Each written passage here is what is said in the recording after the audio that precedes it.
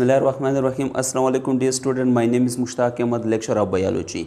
Dear student, आज हम start करने जा रहे हैं रिस्पिरेटरी पिगमेंट के। रिस्पिरेटरी पिगमेंट क्या है? नो डियर स्टूडेंट, यहाँ पर बहुत सारे स्टूडेंट कंफ्यूज रहते हैं कि पिगमेंट्स क्या होते हैं। बेसिकली पिगमेंट्स जो होते हैं ये मैक्रो मॉलिक्यूल होते हैं। मैक्रो मॉलिक्यूल कौन सा मॉलिक्यूल? जिनका मॉलिक्यूलर वेट क्या होता है? ज़्यादा होता है, यानी जिनका साइज़ लार्ज होता है। और दूसरा ये क्या होते हैं? पिगमेंट्स कलर बॉडीज़ होते हैं, ये कलर प्रोड्यूस करते हैं। जिस तरह हमारे बॉडी के अंदर जो ब्लड है इसका कलर क्या है? रेड है। तो इस रेड की वजह क्या है? क्योंकि ब्लड के अंदर पिगमेंट है। और इसी तरह जो है मसल का कलर रेड है तो मसल के अंदर भी पिगमेंट है। और इसी तरह जो प्लांट्स का ग्रीन कलर है तो वो भी पिगमेंट की वजह से है, जिसे हम क्लोरोफिल कहते हैं। No dear student, respiratory pigment क्या करते हैं? बेसिकली रिस्पिरेटरी पिगमेंट जो है इसका जो मेन फंक्शन है वो क्या है कि ये ऑक्सीजन को पूरी बॉडी तक पहुंचाते हैं। यानी पूरी बॉडी के अंदर जितनी भी सेल्स है, टिश्यूज़ है, वहाँ तक ये ऑक्सीजन को पहुँचाते हैं। बेसिकली डियर स्टूडेंट, जब हम सांस लेते हैं, ऑक्सीजन को इनहेल करते हैं तो ऑक्सीजन जो है वो लंग्स तक पहुँचती है। अब लंग्स से ऑक्सीजन का ट्रांसफ़र होना पूरी बॉडी सेल तक वो कौन करता है? वो करते हैं रिस्पिरेटरी पिगमेंट। क्लियर? यानी पूरी बॉडी में क्या है? हमारे जो लेग्स है, हैंड्स है, आईज, ब्रेन, बॉडी के अंदर जितने भी ऑर्गन्स है, टिश्यू है, सेल है, इन सब तक ऑक्सीजन को ये पहुंचाते हैं। यानी ज़्यादातर जो ऑक्सीजन की क्वांटिटी है वो इन पिगमेंट में ट्रांसफ़र होती है।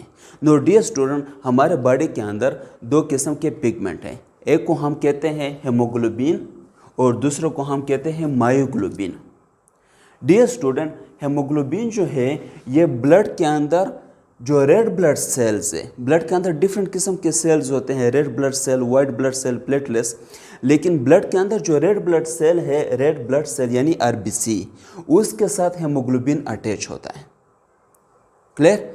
और ये जो मायोग्लोबिन है ये बेसिकली हमारे मसल में पाया जाता है, मसल के अंदर। क्लियर? नो, इन दोनों को हम वन बाय वन डिस्कस करते हैं। पहले हम डिस्कस करते हैं हेमोग्लोबिन को। No dear student, basically haemoglobin जो है ये दो पार्ट्स के ऊपर मुश्तमिल है। हेमोग्लोबिन कितने पार्ट्स के ऊपर मुश्तमिल है? दो पार्ट्स के ऊपर। एक पार्ट जो है उसका क्या नाम है? हीम। और दूसरे पार्ट को हम क्या कहते हैं? ग्लोबिन। नाम से भी शो हो रहा है हेमीग्लोबिन, यानी इसके अंदर दो हिस्से हैं, दो पार्ट्स हैं, हीम और दूसरा क्या है? Globin. No dear student, haem को फिर हम फर्दर दो पार्ट्स में डिवाइड करते हैं, यानी हीम के अंदर फिर दो सब पार्ट्स होते हैं। एक पार्ट के अंदर क्या होता है? आयरन होता है और दूसरे में क्या है? पोरफायरिन। ये पोरफायरिन और आयरन ये दोनों जब मिलते हैं तो वो क्या बनाते हैं? हीम बनाते हैं, उसे हम हीम कहते हैं। डियर स्टूडेंट, हेमोग्लोबिन के अंदर या हीम के अंदर जो आयरन है वो in the form of ferrous iron है। कौन सी फॉर्म में? फेरस में। फेरस फॉर्म में जो आयरन होता है ऊपर क्या होता है? उसके ऊपर +2 चार्ज आता है। जिस आयरन के ऊपर +2 चार्ज हो उसको हम क्या कहते हैं? फेरस आयरन कहते हैं। क्लियर? और दूसरा जो पार्ट है जिसे हम क्या कहते हैं? पोरफायरिन। पोरफायरिन बेसिकली ये किस चीज़ से बना है? ये बना है टेट्रापायरोल से। किस चीज़ से? टेट्रापायरोल।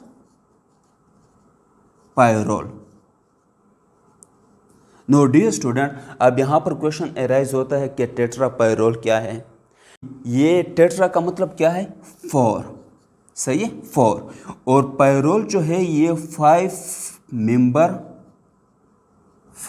मेंबर कंपाउंड्स होते हैं, हेट्रोसाइक्लिक। कौन सा होते हैं? हेट्रोसाइक्लिक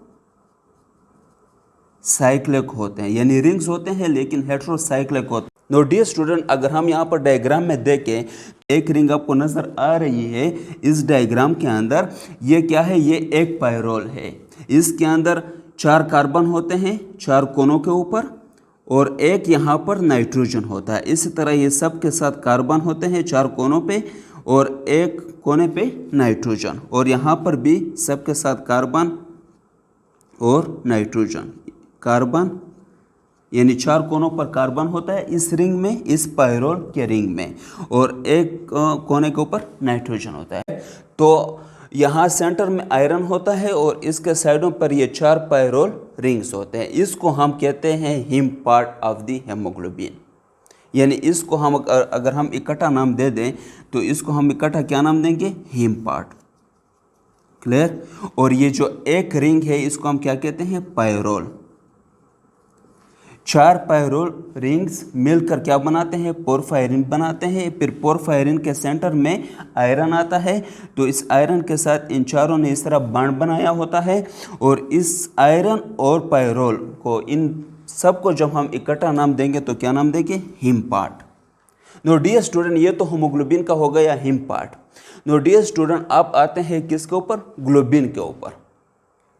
बेसिकली ग्लोबिन क्या है? ये प्रोटीन है। क्लियर? अब आप सबको पता है कि प्रोटीन की जो स्मॉलेस्ट यूनिट है जिसे हम अमाइनो एसिड कहते हैं, तो प्रोटीन की स्मॉलेस्ट यूनिट क्या है? Amino acid. बहुत सारे अमाइनो एसिड जब आपस में मिलते हैं तो वो क्या बनाते हैं? वो एक पॉलीपेप्टाइड चेन बनाते हैं। क्या बनाते हैं? Polypeptide chain. यानी फॉर एग्जांपल ये एक अमीनो एसिड है, ये दूसरा अमीनो एसिड है, ये तीसरा अमीनो एसिड है, तो इसी तरह अमीनो एसिड का चेन होता है और इन सब चेन के दरमियान जो बॉन्ड है उस बॉन्ड को हम पेप्टाइड कहते हैं। और इसी तरह जब बहुत सारे अमीनो एसिड वापस में मिल जाते हैं तो उसे हम क्या कहते हैं? पॉलीपेप्टाइड चेन कहते हैं। क्लियर? तो बेसिकली जो प्रोटीन होते हैं वो पॉलीपेप्टाइड चेन से बने होते हैं। नो यहाँ पर क्वेश्चन अराइज होता है कि ग्लोबिन प्रोटीन जो है इसके अंदर कौन कौन से चेन हैं? नो डियर स्टूडेंट, इस प्रोटीन के अंदर बेसिकली 2 चेन्स होते हैं। एक चेन को हम क्या कहते हैं? एक चेन को हम नाम देते हैं अल्फा चेन। एक को हम क्या नाम देते हैं? Alpha chain. और दूसरे को हम नाम देते हैं beta chain. Beta chain. Basically alpha chain क्या होते हैं? पेयर में होते हैं, यानी 2 अल्फा चेन होते हैं, इसमें 2 अल्फा चेन पॉलीपेप्टाइड चेन होते हैं और इसमें 2 बीटा पॉलीपेप्टाइड चेन होते हैं। पेयर फॉर्म में 2 बीटा चेन होते हैं, 2 अल्फा चेन होते हैं। जो अल्फा चेन है इसके अंदर अमीनो एसिड की तादाद कितनी होती है? 141। क्लियर? और मैंने क्या कहा कि ये 2 पेयर यानी 2 पेयर के फॉर्म में होते हैं, तो इसको हम 2 से मल्टीप्लाई करते हैं। इसी तरह बीटा के अंदर कितने अमीनो एसिड होते हैं? 146। और ये भी पेयर फॉर्म में होते हैं, तो इसको भी हम 2 से मल्टीप्लाई करते हैं। नो, अब 141 को हम 2 से जब मल्टीप्लाई करेंगे तो इसके रिजल्ट में ये क्या आएंगे? 282 अमीनो एसिड इसमें आएंगे। और 146 को जब हम 2 से मल्टीप्लाई करेंगे तो यहाँ पर कितना अमीनो एसिड आएंगे? 292 अमीनो एसिड यहाँ पर आएंगे। क्लियर? नो, अब 292 और 282 इन दोनों को जब हम जमा करेंगे तो टोटल कितने अमीनो एसिड आएंगे? इन दोनों को जब हम जमा करेंगे तो इन दोनों के जमा होने से 574 अमीनो एसिड आएंगे। तो इसका मतलब क्या हुआ कि ग्लोबिन प्रोटीन जो है ये इसके अंदर टोटल कितना अमीनो एसिड है? 574 अमीनो एसिड है। क्लियर? अब होता क्या है असल में, इसका स्ट्रक्चर किस तरह होता है? डियर स्टूडेंट, इसका स्ट्रक्चर जो है वो बेसिकली इसमें जो 4 पॉलीपेप्टाइड चेन होते हैं, फॉर एग्जांपल ये एक पॉलीपेप्टाइड चेन हो गया, ओके, जिसको हम क्या नाम देंगे? अल्फा का। तो ये अल्फा पॉलीपेप्टाइड चेन हो गया, ओके। इसी तरह इसमें 2 बीटा चेन होते हैं, ये 2 बीटा चेन्स आ गए, okay. 2 alpha chain, 2 beta chain. इसके साथ मैं यहाँ पे लिख देता हूँ अल्फा चेन और ये क्या है? Beta chain.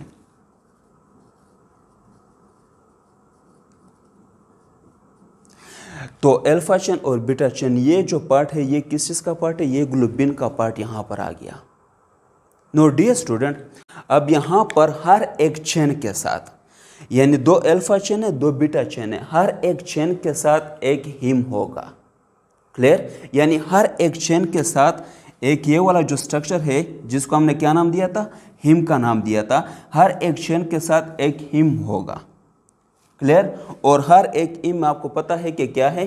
आयरन मौजूद है in the form of ferrous. यहाँ पर ये एक हिम पार्ट आ गया इस चेन के साथ, अल्फा चेन के साथ, और ये दूसरा जो अल्फा चेन है इसके ऊपर भी एक हिम पार्ट आ गया, दो हिम पार्ट हो गए। एक इसके साथ हिम पार्ट आ गया बीटा चेन, और ये दूसरे बीटा चेन के साथ एक हिम पार्ट आ गया। तो बेसिकली एक हेमोग्लोबिन है, ग्लोबिन पार्ट है, और हर एक चेन के ऊपर क्या है, एक हिम पार्ट मौजूद है। और आपको पता है कि हर एक हिम पार्ट के अंदर क्या मौजूद होता है, आयरन मौजूद होता है। क्लियर? तो इन सब के साथ क्या है, एक एक आयरन मौजूद है। तो इसका मतलब क्या हुआ कि एक हेमोग्लोबिन के अंदर 4 आयरन मौजूद होते हैं। एक हेमोग्लोबिन के अंदर 4 iron are present. No dear student, एक आयरन जो है वो ऑक्सीजन के एक मॉलिक्यूल को कैरी कर सकता है। तो यहाँ पर कितने आयरन है, 4 आयरन है। तो इसका मतलब क्या हुआ कि एक हेमोग्लोबिन जो है वो 4 ऑक्सीजन के मॉलिक्यूल को क्या करेगा, ट्रांसफर करेगा फ्रॉम लंग्स टू टिश्यू। तो हर एक यानी हर ये एक हेमोग्लोबिन है, इसके साथ 4 आयरन है, हर एक आयरन के साथ एक ऑक्सीजन का मॉलिक्यूल अटैच होगा। तो 4 आयरन आ गए, 4 ऑक्सीजन के मॉलिक्यूल को ये ट्रांसफ़र करेगा। यानी एज अ होल रिजल्ट ये आया कि एक हेमोग्लोबिन जो है वो 4 ऑक्सीजन के मॉलिक्यूल को ट्रांसफ़र कर सकता है from lungs to tissue. No dear student, ये तो हो गया हेमोग्लोबिन। अब आते हैं सेकंड के ऊपर, मायोग्लोबिन। बेसिकली मायोग्लोबिन जो है वो कहाँ पर प्रेजेंट होता है, वो होता है मसल में। मसल में ये प्रेजेंट होता है। अब यहाँ पर फ़र्क क्या है, मायोग्लोबिन में बेसिकली जो मायोग्लोबिन भी वही इसमें प्रोटीन होता है, ग्लोबिन होता है, लेकिन इसमें यहाँ पर एक फ़र्क है। यहाँ पर फ़र्क क्या है कि इसमें जो चेन होता है पॉलीपेप्टाइड चेन, वो सिंगल चेन होता है। यानी ये सिर्फ क्या है, एक पॉलीपेप्टाइड चेन इसमें प्रेजेंट होता है। और दूसरा यहाँ पर क्या है कि यहाँ पर एक हिम अटैच होता है, यानी यहाँ पर सिर्फ एक हिम होगा, एक पॉलीपेप्टाइड चेन होगा और एक हिम होगा। और यहाँ पर जो पॉलीपेप्टाइड चेन होगा उसको हम क्या कहते हैं, अल्फा चेन कहते हैं। यानी इसके अंदर अल्फा चेन प्रेजेंट होगा मायोग्लोबिन के अंदर। नो डियर स्टूडेंट, यहाँ पर एज द रिजल्ट हमें क्या यहाँ पर समझ आ गया कि एक अल्फा चेन है और एक हिम पार्ट है। क्लियर? तो इसका मतलब क्या हुआ, एक हिम पार्ट में एक आयरन मौजूद होता है ना। तो बेसिकली एक आयरन, जहाँ इस तरह यहाँ पर हमने समझा था कि एक आयरन जो है एक ऑक्सीजन मॉलिक्यूल को कैरी करता है, तो यहाँ पर एक हिम है, तो इसकी वजह से जो मायोग्लोबिन है वो सिर्फ एक ऑक्सीजन मॉलिक्यूल को ही कैरी कर सकता है। डियर स्टूडेंट, ये जो हेमोग्लोबिन है इसका भी फंक्शन है ऑक्सीजन को पूरी बॉडी तक पहुँचाना, और मायोग्लोबिन का भी फंक्शन है कि मसल को ऑक्सीजन देना। नो, यहाँ पर फिर स्टूडेंट कंफ्यूज हो जाते हैं कि फिर मायोग्लोबिन की क्या ज़रूरत थी, क्योंकि हेमोग्लोबिन तो है ना already. No dear student, haemoglobin जो है वो तो ऑक्सीजन देता है पूरी बॉडी तक, यानी पूरी बॉडी के हर एक सेल तक, मसल्स तक, स्टमक तक, जितने भी आर्गन हैं। मायोग्लोबिन ऑक्सीजन को स्टोर रखता है। क्लियर? जब ऑक्सीजन मसल के अंदर कम हो जाती है, यानी ऑक्सीजन का प्रेशर बहुत कम हो जाता है, तो उस टाइम पे मायोग्लोबिन जो है ये ऑक्सीजन को रिलीज करता है। नो, यहाँ पर क्वेश्चन अराइज होता है कि कितनी ऑक्सीजन कम हो जाती है, यानी कितनी ऑक्सीजन का प्रेशर यहाँ पर कम होता है, तो तब जो है मायोग्लोबिन वो ऑक्सीजन को रिलीज कर देगा। बेसिकली जब प्रेशर 20 mm मर्करी से लो हो जाता है, ये mm मर्करी जो है ये यूनिट है प्रेशर का, तो बेसिकली 20 mm मर्करी से जब ऑक्सीजन का प्रेशर लो हो जाता है मसल के अंदर, तब जो है मायोग्लोबिन वो ऑक्सीजन को रिलीज करता है। क्लियर? और ये कब होता है, जब हम एक्सरसाइज करते हैं या कोई इस तरह एक्टिविटी करते हैं जो बहुत ज़्यादा मतलब मुसलसल हो, ज़्यादा एक्टिविटी करते हैं, ज़्यादा काम करते हैं, तो उस टाइम पे ऑक्सीजन जो है वो कम हो जाती है, हमारी पूरी बॉडी सेल तक नहीं पहुंचती या कम पहुंचती है, उसका प्रेशर बहुत कम हो जाता है। तो ऑलरेडी वहाँ पर मायोग्लोबिन होते हैं, तो वो जो है उन्होंने ऑक्सीजन को स्टोर रखा होता है। जब ऑक्सीजन का प्रेशर बहुत ज़्यादा कम हो जाता है, तो तब जो है ये ऑक्सीजन को रिलीज़ करते हैं, जब 20 mm मर्करी से ऑक्सीजन कम हो जाती है। क्लियर। और अगर हम हेमोग्लोबिन की बात करें तो हेमोग्लोबिन जो है ये ऑक्सीजन जो तब रिलीज करता है जब प्रेशर जो है वो 60 mm मर्करी से कम हो। जब प्रेशर जो है वो 60 mm मर्करी से कम हो जाता है तब ये ऑक्सीजन को रिलीज करता है। क्लियर। नो डियर स्टूडेंट, ये था आज का लेक्चर। मुझे उम्मीद है कि आप सबको समझ आ गया होगा। अगर किसी भी पॉइंट की समझ नहीं आई तो दोबारा आप कमेंट्स में मुझसे पूछ सकते हो, मैं दोबारा इस चीज़ को क्लियर करूँगा। Thank you very much.